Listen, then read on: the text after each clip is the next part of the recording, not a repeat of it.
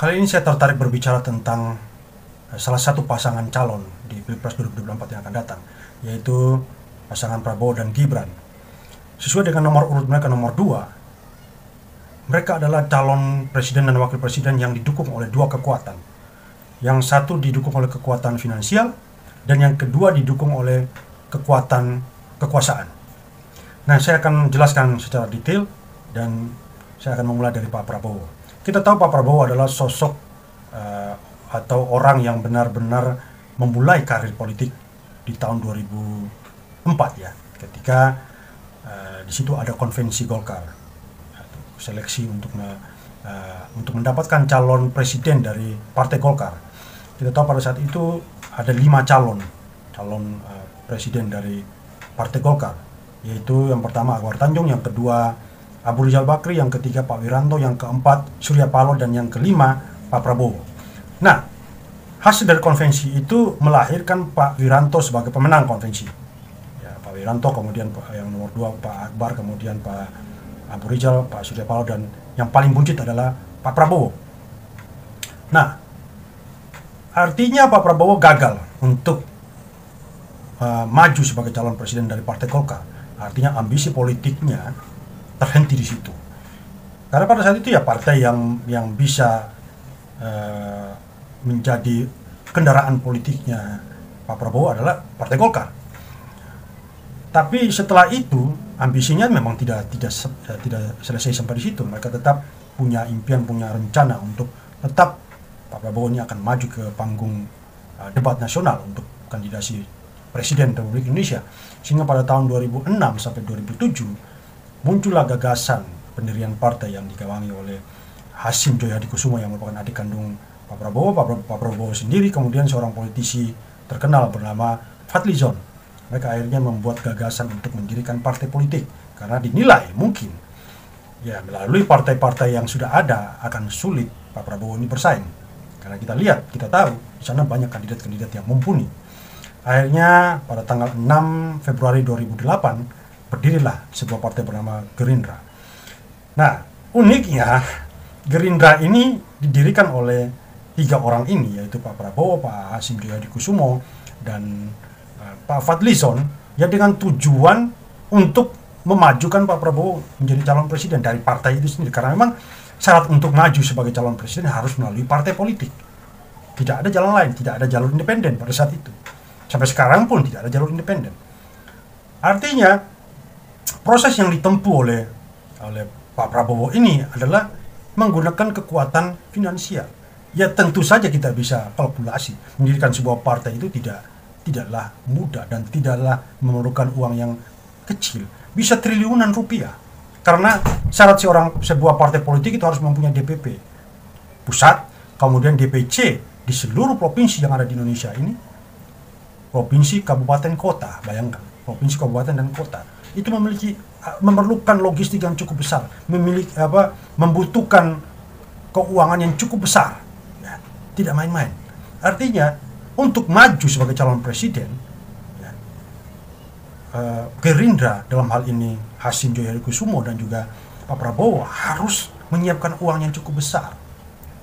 Nah, kalau kita balik logikanya, majunya Pak Prabowo sebagai calon presiden ya didukung oleh kekuatan finansial itu.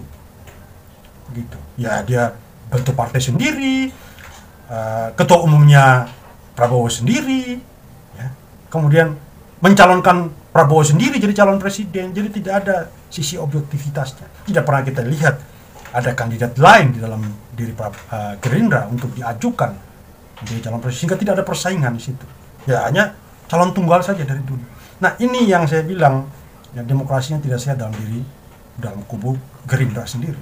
Nah, sehingga bisa kita ambil kesimpulan bahwa majunya Prabowo ya ke gelanggang politik nasional untuk calon presiden itu karena didukung oleh kekuatan finansial.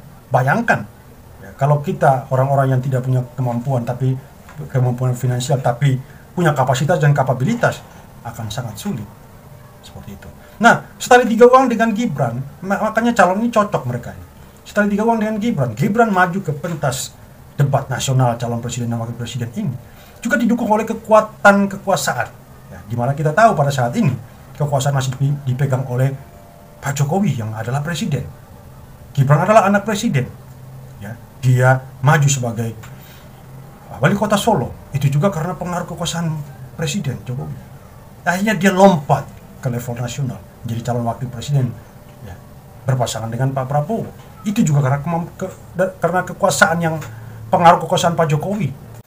Memang mereka ini cocok dipasangkan karena kedua-duanya ini maju, ya, bukan karena punya kemampuan secara pribadi, tapi memang didukung oleh kekuatan finansial dan juga kekuatan kekuasaan.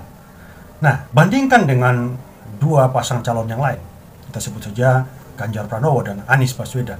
Ganjar memulai karir politik itu dari bawah, dari level memang orang biasa seperti kita. Ganjar itu adalah kita, orang-orang yang memang mayoritas terbanyak di Indonesia ini, ada orang yang biasa, tidak punya kemewahan, tidak punya keuangan yang bukan dari kalangan orang kaya. Ya, dia mengawali karir politiknya dengan masuk partai politik, belajar politik di PDI Perjuangan, kemudian dia maju di DPR pusat dan dia menang, ya kan? Dia menjabat DPR pusat selama 2 periode, 10 tahun. Setelah itu dia dipercaya lagi oleh partai politik, partai PDI Perjuangan untuk maju sebagai gubernur Jawa Tengah. Periode pertama dia diuji dan sukses, kemudian dia dipercaya lagi untuk periode kedua. Artinya itu ideal sekali, tahapnya itu dia benar-benar belajar, ditempa oleh kesulitan, dibesarkan oleh pengalaman yang dia lalui.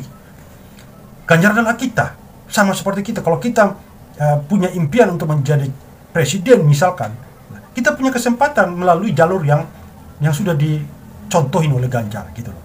Nah sekarang dia dipercaya untuk maju menjadi calon presiden untuk challenge berikutnya yang lebih besar lagi. Tapi Ganjar tidak punya kemampuan, tidak punya dukungan finansial seperti Prabowo. Ganjar tidak punya dukungan kekuasaan seperti Gibran. Tapi dia adalah kontender terkuat dalam Pilpres 2024 yang akan datang. Dan sekarang sudah terlihat, ya kan? Meskipun banyak dinamika dalam berpolitik, dalam politik nasional hari-hari ini, tapi itu adalah tantangan-tantangan yang harus dihadapi oleh Ganjar, ya kan? Partainya yang begitu besar, dominan, tapi sekarang calon presiden yang berkuasa saat ini yang didukung oleh partai PDIP sekarang sudah meninggalkan PDIP.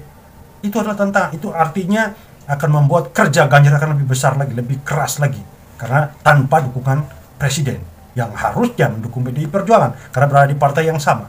Tapi itu adalah tantangan Ganjar gitu loh. Secara positif kita melihat itu, Ganjar tetap maju, tetap fokus pada tujuan, visi dan misinya untuk membangun negeri ini. Nah, dia didukung oleh seorang calon wakil presiden yang sangat komplit secara individu atau secara pribadi. Dalam diri seorang Pak Mahfud, ya, dia adalah seorang yang pernah berkecimpung di dunia legislatif, yudikatif dan juga eksekutif. Lengkap sekali CV-nya. Sehingga kita bisa berharap banyak pada kedua orang yang berada dalam satu pasangan calon presiden dan wakil presiden nomor 3 ini. Begitu juga Anies, ya. Anies juga adalah orang yang bahkan dia bukan berasal dari anggota partai politik, tapi dia dilihat oleh partai besar sekelas Nasdem dan mencalonkan dia karena mungkin Nasdem melihat dia punya kapasitas dan kapabilitas plus elektabilitas mungkin, ya kan? Nah, tapi Anies Baswedan memiliki beberapa kekurangan. Yang pertama, pengalamannya dia di Jakarta tidak bisa 100% digunakan karena banyak kekurangannya, ya kan? Mulai dari bayar lebih, kemudian proyek-proyek yang tidak tepat sasaran, ya, penghambur-hamburan uang, ya kan? Saya tidak yakin kalau Anies maju untuk periode kedua dia akan terpilih. Seperti Pak Ganjar, ya, sukses di periode pertama, dia dipercaya lagi untuk periode kedua. Nah, apalagi Anies Baswedan pernah diberhentikan dari jabatan sebagai Menteri Pendidikan oleh Pak Jokowi. Ini adalah catatan negatif Anies Baswedan. Ya, begitu juga dengan calon wakil presidennya Anies, yaitu Caimin, yang secara profilnya tidak terlalu besar, ya, untuk dibandingkan dengan misalkan katakanlah dengan Pak Mahfud MD. Nah, ini adalah perbandingan, tapi yang saya mau fokuskan adalah perbandingan perjuangan seorang calon presiden yang dimulai dari bawah. Apakah dia representasi rakyat atau tidak? Saya tidak melihat Prabowo ini adalah representasi rakyat banyak. Begitu juga dengan Gibran. Saya tidak melihat mereka berdua ini adalah representasi rakyat pada umumnya. Kalau pasangan Anies dan Caimin mungkin masih bisa kita anggap sebagai representasi rakyat biasa.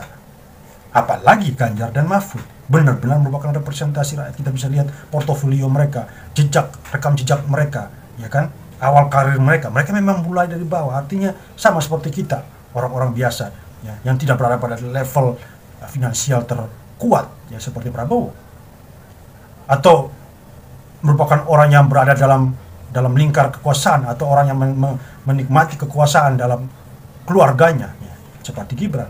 Nah, ini yang menjadi perbandingannya. Tapi tetap saja, ya, rakyat memilih. Ya. Saya hanya cuma kasih perbandingan, ya, siapa yang bisa maju ke level panggung nasional ini karena kekuatan finansial, karena kekuasaan, atau siapa yang benar-benar tampil di panggung politik nasional ini, ya, karena memang perjuangan dari awal, perjuangan dari level bawah, ya, ditempa oleh kesulitan, dibesarkan oleh pengalaman, sehingga mereka layak untuk kita pilih sebagai calon presiden dan wakil presiden.